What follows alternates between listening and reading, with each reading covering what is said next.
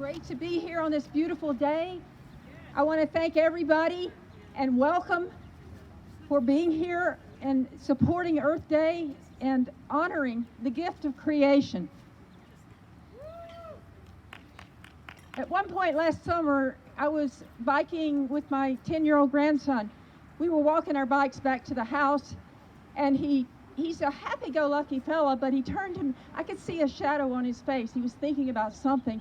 And he turned to me, and he, almost out of the blue, blurted out, "Grammy, the earth is dying."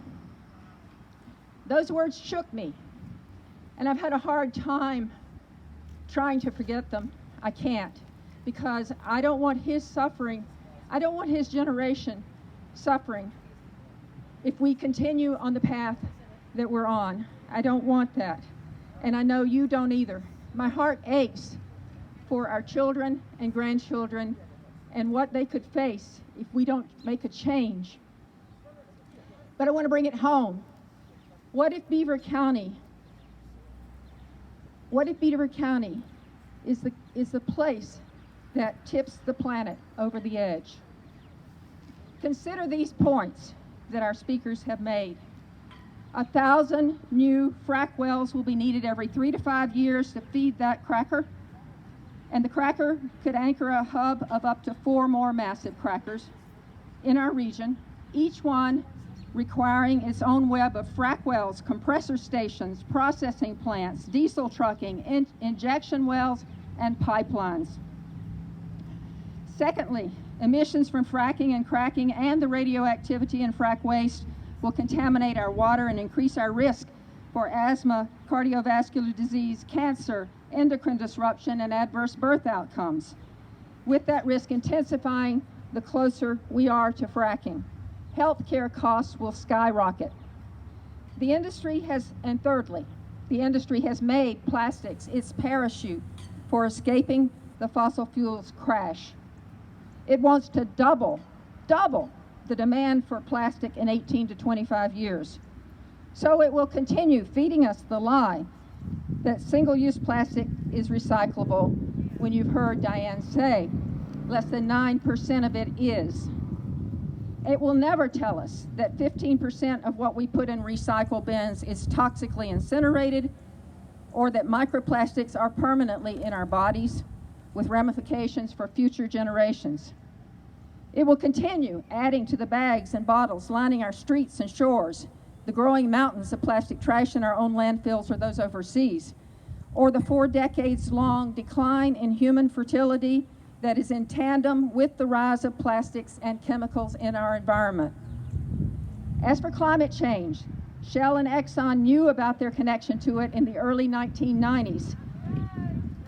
But despite facing recent steep economic declines, they are still, like too many of our leaders, ready to sacrifice public health, environmental justice, the future of our children, and even the survival of our species, sacrifice it all on the altar of profit.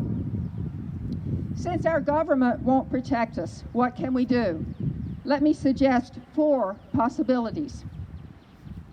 As Natalie said, Clean Air Council is Pennsylvania's oldest environmental nonprofit organization. It was founded even before the first Earth Day. And its attorneys and engineers have worked for the past year to research and launch a protective buffers campaign.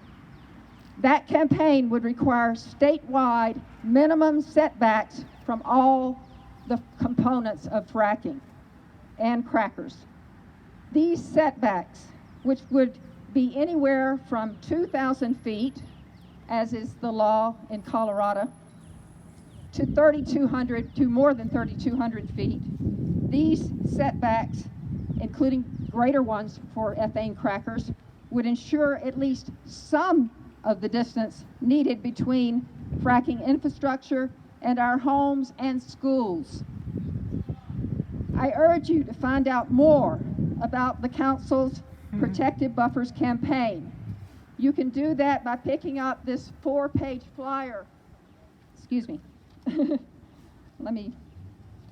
It's in color. This flyer is on the BCMAC table. Please pick it up.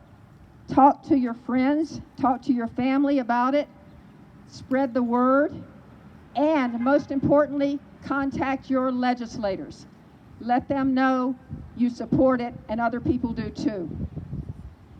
Support for setbacks is growing. Let's get behind it.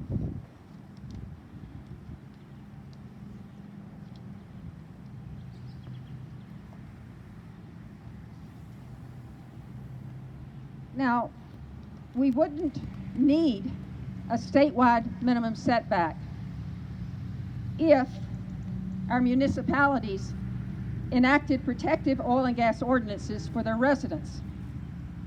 But as you know, many townships and boroughs either don't know they can protect their residents from this invasion, this chemical plant being built around us, or maybe they don't want to. Yet citizen pressure can make a difference. In 2020, the Attorney General's report included that recommendation for setbacks. Take that to your municipal leaders. In some townships in Pittsburgh and boroughs in Pittsburgh area, they have been successful in enacting those protective ordinances. We can do it. Talk to me about how to form a resident team in your municipality. We can try to help, and maybe a team of residents can persuade their supervisors. We need protective ordinances. You can go to bat with your neighbors for those ordinances in your township, your borough. And you can plant, in the meantime, plant a sign like the one you see out here. Protect our air and water from fracking. Contact your municipal leaders.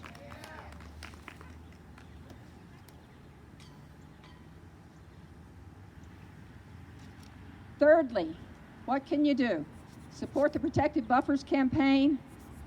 Support protective ordinances in your local municipality, but also spread the word about the Falcon Pipeline investigation that Linda told us about. To learn more about the defective corrosive coating on the Falcon and the treatment of workers who have been brave enough to speak out, sign up for a virtual public meeting. A virtual public meeting on May 4th, when what's happening with that Falcon investigation will be discussed, and you can learn what you can do. Talk to me, and I'll try to give you some more details about that. Lastly, what you can do is join Reimagine Beaver County, RBC for short. This is a growing movement to embrace green economic development for jobs and job creation. Katie Stanley is going to tell you more about Reimagine Beaver County after Sister Carrie talks to you next. And I just want to thank all of you for your support. Let's get behind these possible solutions. Let's work for them all. Thank you.